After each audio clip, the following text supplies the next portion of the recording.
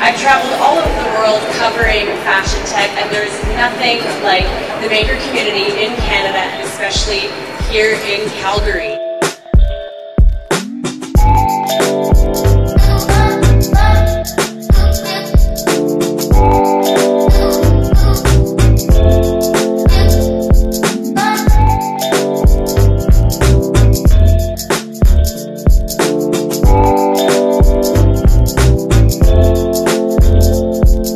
So Angela, you designed the Absolute dress, and this year, as I understand, it has an upgrade. Tell me about it.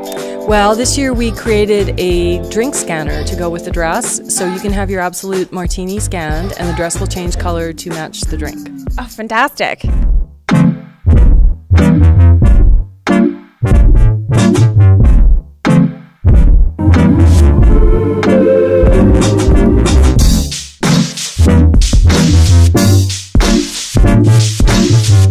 So Maria, we're here at MakeFashion 5.0. I'm so excited to see the show tonight. What makes this year special for you?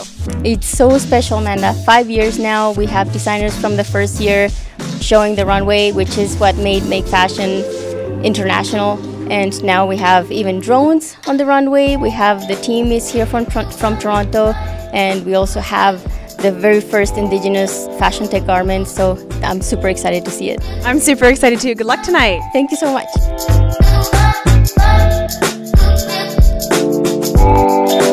So Angel, tell me about your dress that's going to be on the runway tonight.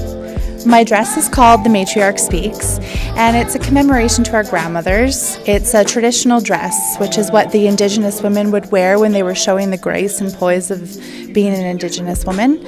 So I've incorporated LED technology into what would have been the buckskin fringe, and it moves with the dancer or the model for tonight. I'm so excited to see it. Thank you. Thank you.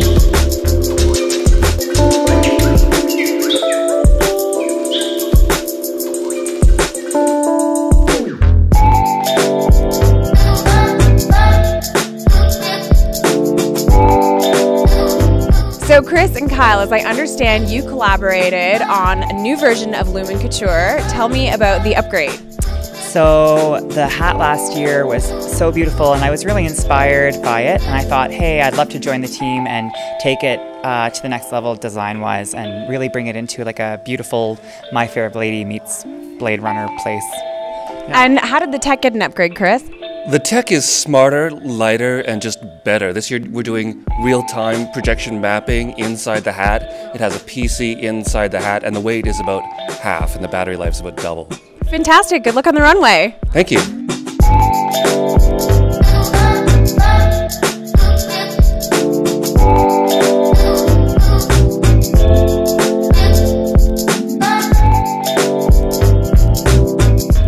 So, tell me about your sound-activated finale piece.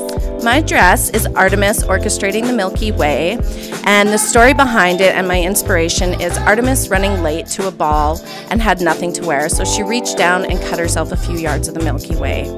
The dress is, like you said, sound-activated. My friend Kaitami is in from Victoria. She's a violinist. She'll be walking the runway playing, and the sound sensor is under her violin, so the more vigorously she plays, the brighter the stars on the dress will light up.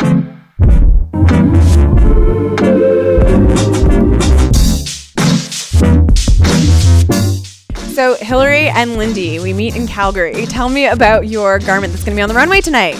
Well, the drone dress is a piece that reclaims drones from bros. And it puts it on the runway.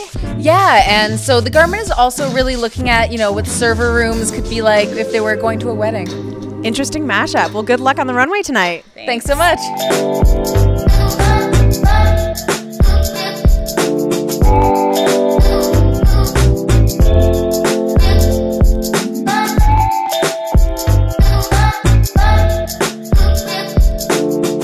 So Kelly, tell me about your garment on the runway this year.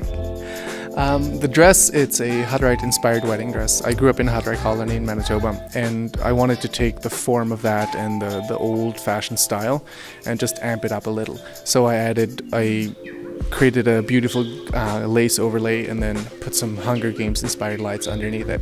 And I think it's a good update for an old-fashioned dress. Very good, thank you. You're welcome.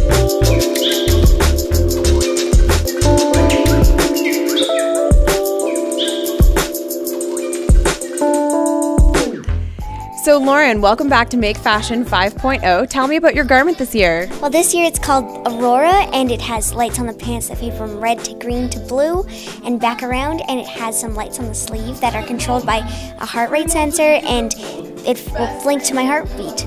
So do you think your heartbeat's going to be going extra fast because of the stage, or you're natural out there? Pretty much a natural.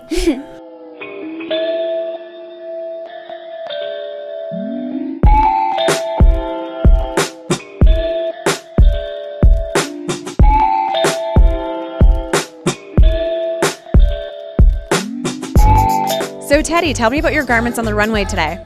So my team is Electric Vibe, and we have two pieces this year. The first one is Mother Nature, and that was inspired by our recent trip to Shenzhen, where we experienced Typhoon Haima, which is a really powerful storm, and kind of tried to display that in our piece. The second one is Vintage Volume. It's kind of inspired by classical Victorian era clothing, and we kind of fused it with more modern music and hip hop.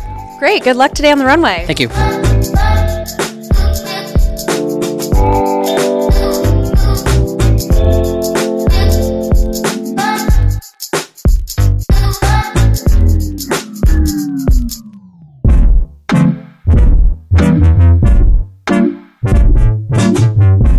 So Arena, tell me about your designs today.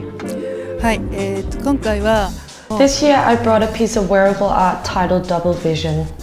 This piece was made using 12 different laser systems and crystals.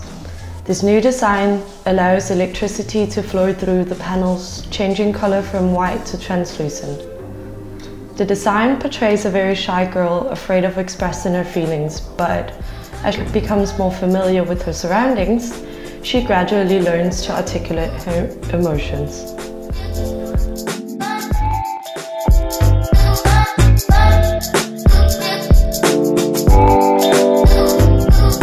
So Shannon, we're at Make Fashion 5.0. You've been doing this for 5 years now. Where does fashion technology go from here?